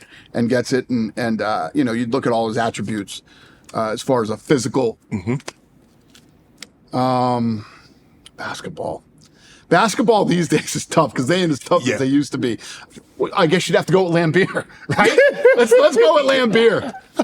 Take world meta peace. I'll take him too. Now you probably want to take Charles Oakley. Yeah, Oakley's another good one. You're right. Oakley, Big Baby, Shaq. Man, Shaq too big. Too big? Yeah, because you got Shaq 7'1", probably 350 now. Imagine Shaq on top of you though. Shaq in his heyday. We're not talking about Shaq today, are we? 320. Well, he's 325. Yeah, I mean, you got a limit. Shaq in his heyday. When you see Shaq back in the day. Oh yeah, Shaq used to bench over 400 pounds. And, you know, the speed, the agility, the power. But you got a limit. You can only be 265. Yeah. Shaq was 265 in high school. Now I got to pick weight classes. Holy shit! I mean, no. Yeah. I was just talking about guys that could go in and kick your ass. Shaq would definitely be one of them. Yeah. James, and then when you go back to James Johnson, to football too, and I think about some of these. I mean, there's so many probably big, talented, physical athletes. Yeah. You'd have to look at Gronk too. Yeah. You'd have to look at Peyton, right? Walter Payton. Yeah. It's definitely a mindset. 100%. That's why I started with the guys that had the mindset first. Right. Jordan and Brady both have the winning, whatever it takes to win, the mindset. Jordan to me is in any sport. Yeah. When you look at the way Jordan was, and when you look at some of the clips on how physical it got with him, and he didn't care. No, he didn't. He was sick. Had 104-degree temperature, whatever it was. Everything about Jordan equals winner. But he's like that in every aspect of his life. And that's what I hear from people that know him. He can't do anything for fun. Right. It's got to be a competition, and it's got to be something involved. Normally a large sum of money. Or he has to be pissed at you. Oh, yeah. He has to be pissed at you and not like you. He has to create conflict. Yeah. for him to have to want to go out. Well, if and you just beat kick him at your something, ass. he's pissed at you. Right. So now he's going to double the stakes. You know, and I don't know if this is a fair comparison, but a lot of people compare you, and not in this aspect because we know what's transpired off the thing, is that you and Vince McMahon have a lot of similarities with the way you conduct your business as far as him running the WWE. He's no longer in charge there, and you running the UFC. How did you learn how to run a business not ever being in business? I did run businesses myself, but not at this level. Right. Not at this, the type of finances. Is it the same, Dana? Can you run a business, a lower level business, and then take the same mindset and run a multi-billion-dollar business? I think you can. But I was just very fortunate in that two things that I've done. I always learned from other people. The ability to learn and see things and learn from certain people. But I'd say my biggest talent is building a team. Mm-hmm. Nobody does anything by themselves. You Correct. build a team around you that you can count on. So I've built a team of people that when I say, this is what I want, I have the right people who can implement what I want and get shit done, that I don't have to tell somebody something twice. You can't have those type of people around you. If I got to tell you something fucking twice, it doesn't work here. And the other thing is, I've also had the ability to, when I say I want this fucking done, I want it done now. If I call you at 2 a.m, I expect you to answer the phone if you work for me and all this other stuff. Yet I also want my people to not miss their kids' practice, not miss their kids' play, not miss their kids, a lot of the things that happen in life while you're building a business. So it's a very, it's a weird, very fine line. Yeah. It's true. But when I tell people, and people tell me, Shannon, you're crazy, I say you have to have people as equally obsessed as you are in order for this thing to work. People have to be bought in on the vision, especially in the early days. Yes. It's easy to get people on board for the vision now. Yes. But for me to hire Craig Borsari, my head of production, away from Fox, for me to hire some of my guys that are here legally from big law firms, and, greatest PR person in all of fucking business over there in the chair. Yes. To keep her from going to somewhere else. Right. The talented production people that I have here, the talented sales people that I have here that work in sponsorship, all those jobs are in New York and LA. They're not in Vegas, right? You have to have people bought in on your vision and like you said, be obsessed and love this as much as I do. Obviously, NBA, NFL, Roger Goodell, Adam Silver. Have you ever spoken to those guys? Do you take any notes from how they conduct their league and what you can learn, or did you take anything from? Not really. Or they're totally different? Not really. And I wouldn't put this on those guys. It was their predecessors, the guys before them. Mm-hmm. I would look at the things like them reading canned statements from lawyers that I always hated, them being too corporate. I always hated. So I did learn a lot about the guys before them. And people will always try to ask me, oh, Roger Goodell doesn't do this, that, and everything. You could run the NFL. I wouldn't want the NFL. Yeah, because you got 32 bosses. You're the boss. Touch the NFL, okay? And credit to him for what he did. Say whatever you want about Goodell and Silver and all these guys. Those leagues continue to go like this. They continue to make money. They continue to thrive. They continue to do well. I don't point the fingers at anything they do, and I don't look to them for guidance or advice at all. You're a very generous man, though.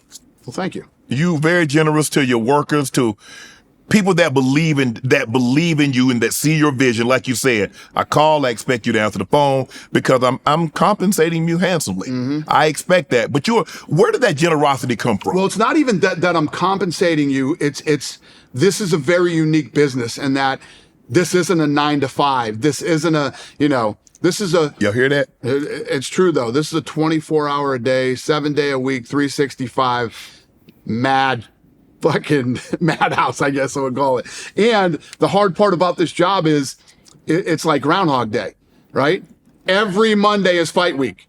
And you get into this hamster wheel. So to keep it fun and to keep it different and to keep growing and to keep going to different levels, I need people that work here that are accessible and creative and can do things on the fly and can turn things around in a minute. Fighters fall out all the time.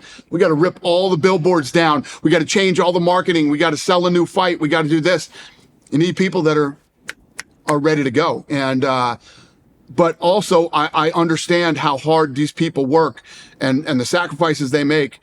And I try to reward them in many other ways other than compensation. We do lots of fun things around here. Right. We throw killer parties out in this backyard. We do concerts over in the arena that we have next door. Right.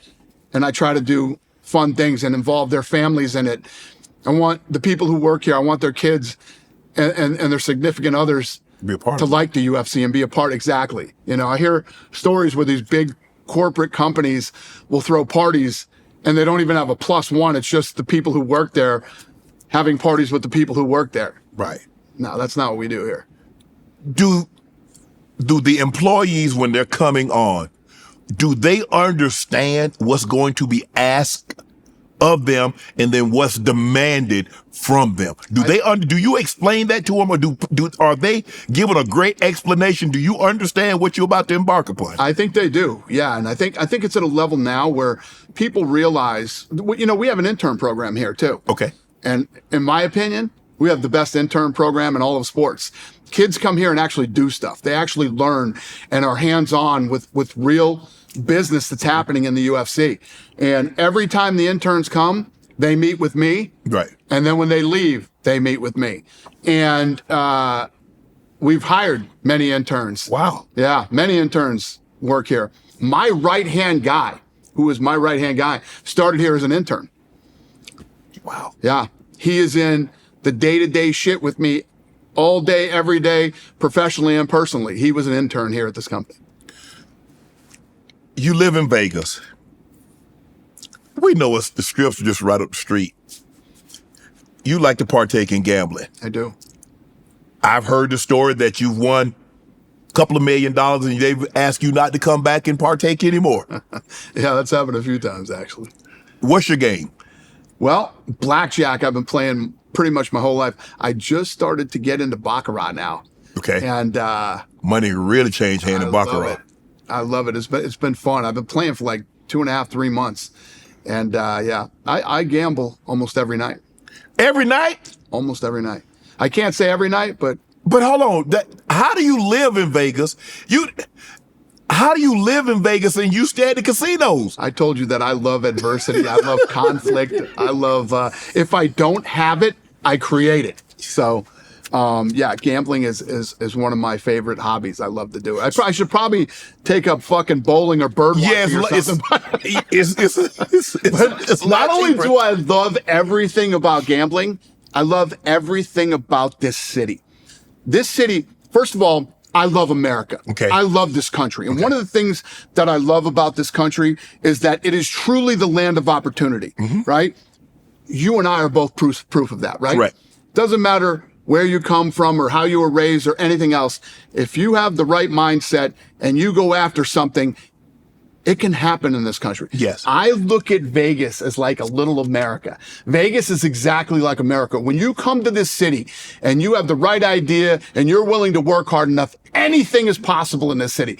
And there's nowhere else in the world that you can go out with $200, have a great dinner, go out and party all night, have a blast, see some shows, do this and that, and come home with $1,000.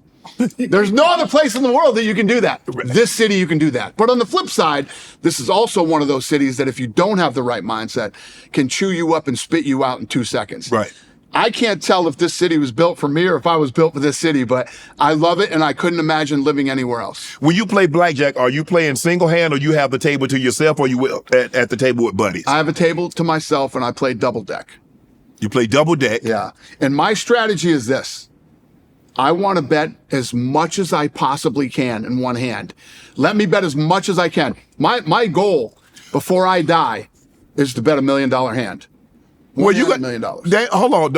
I don't know if they still allow that. We used to be Binions down on Fremont, right? How do you know this? You're absolutely right. It's one of the greatest stories that's never been told. There should be a movie about Benny Binion. Yeah. Okay. So, I met his grandson. I wasn't cool with his grandson. Okay. Well, his philosophy, he was an old school Vegas gangster type dude. Yeah. Okay. You didn't fuck around in the horseshoe. You didn't go in there and cheat. You didn't do any of that kind of stuff. And guys would walk in and say, "What's the limit?" And he would say, "Your first bet is your limit." How gangster is that? Yes. Whatever you could pay, whatever you put down, he cover it. Whatever your first bet is, that's your limit. So if you wanted $1 million limit, your first bet was $1 million. None of this $5, $5, $1 million. Right. I love that. I mean, do you know the story about Arnie that came in there and he almost bankrupt Binions? I do. There's so many great stories out of Binions back in the day. I used to go take the pictures and they had all the $1,000 bills. $1 million. Yeah. Yeah, it was $1 million. Yeah.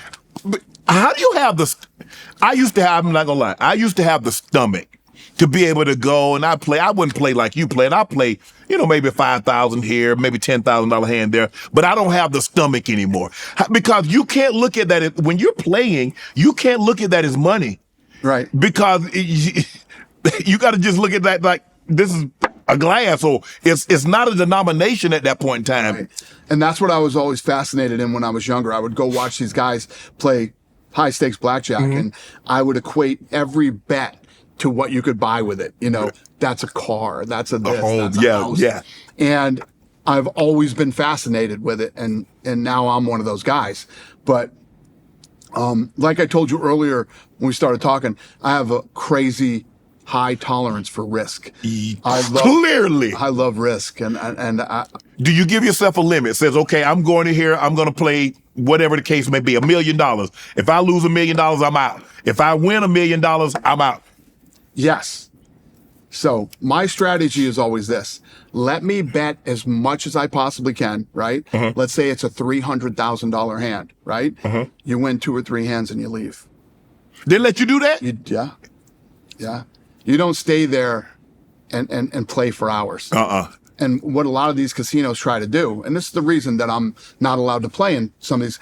So I beat the Palms twice for $1.6 million. I got kicked out both times. I literally have the heavyweight championship belt they gave me in there. I was 16-0, $1.6 million, and they asked me to leave twice. And the way that they ask you to leave is they drop your limits so that you can't bet that much anymore. Right. So they did it. The Mirage did it to me.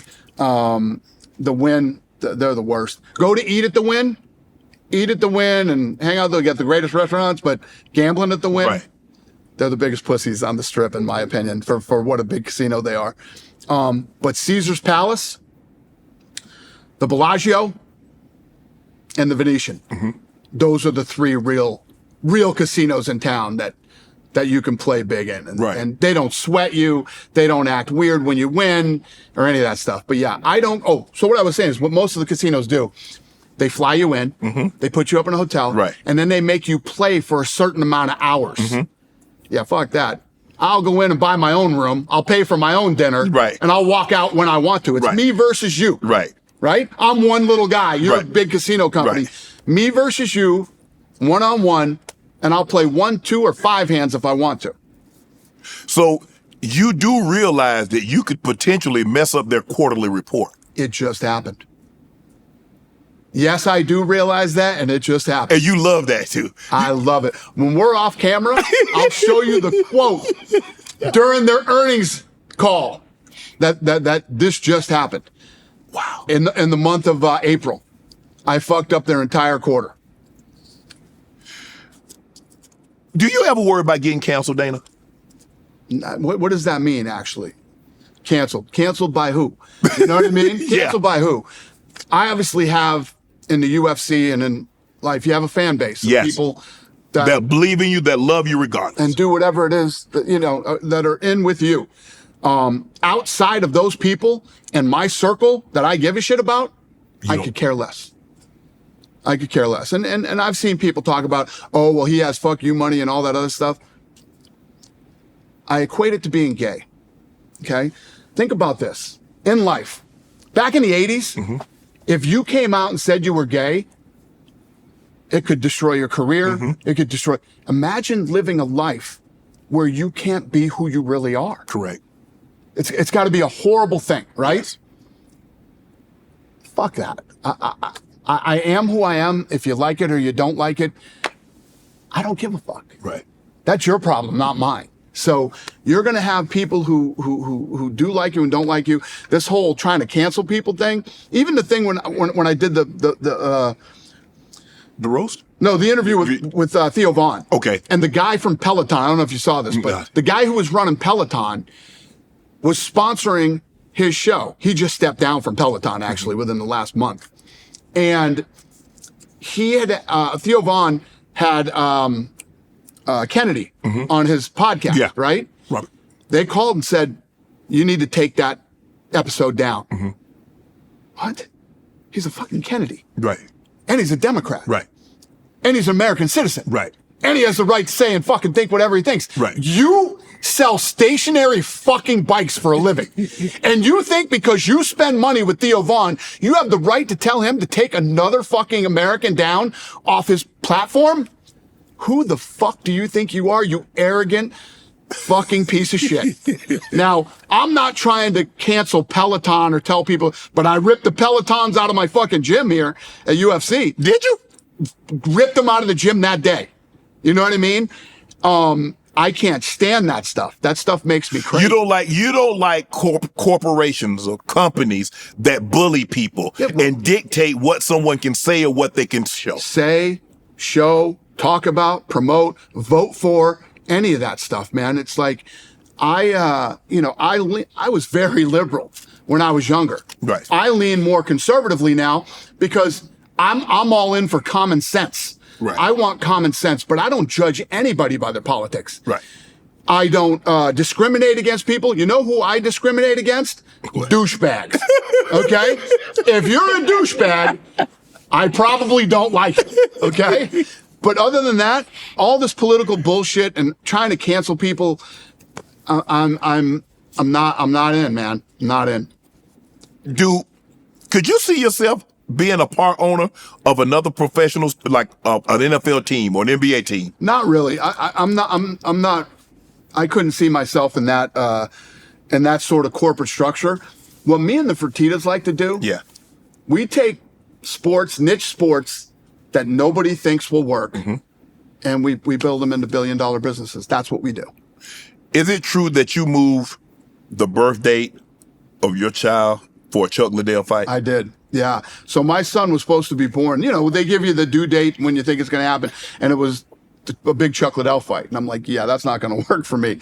We're going to have to, we're going to have to go in and pull him out a little early. When people, they saw the incident and you and your wife, what happened with you and your wife, how were you able to get past that, Dana? Because that had to be the toughest time that you had ever gone through in your life. It wasn't. COVID was.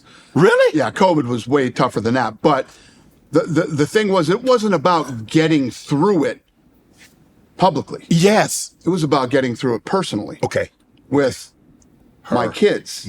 Me and my wife were fine. Okay. Me and my wife had whatever. My kids. The kids had never seen that before. It was on the world stage. We embarrassed them, and no kids want to see that shit with their parents. Everybody else can go fuck themselves, okay? It had nothing to do with them. Right. It was about my family. Right. That's what's important. The people who know me and know her, they know us, and we're fine. It was my kids. That was something personal between me and my family. Right. So, listen, people are going to have people still talk about it, and I would have an opinion too. Right.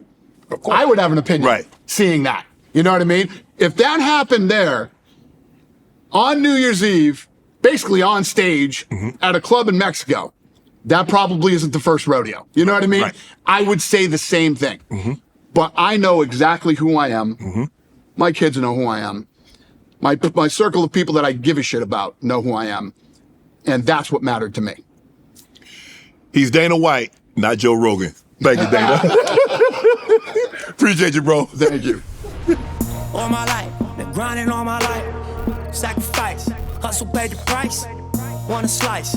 Got to roll the dice, that's why all my life I've been grinding all my life. Look, all my life, been grinding all my life. Sacrifice, hustle, pay the price. Want a slice, got to roll the dice, that's why all my life I've been grinding all my life.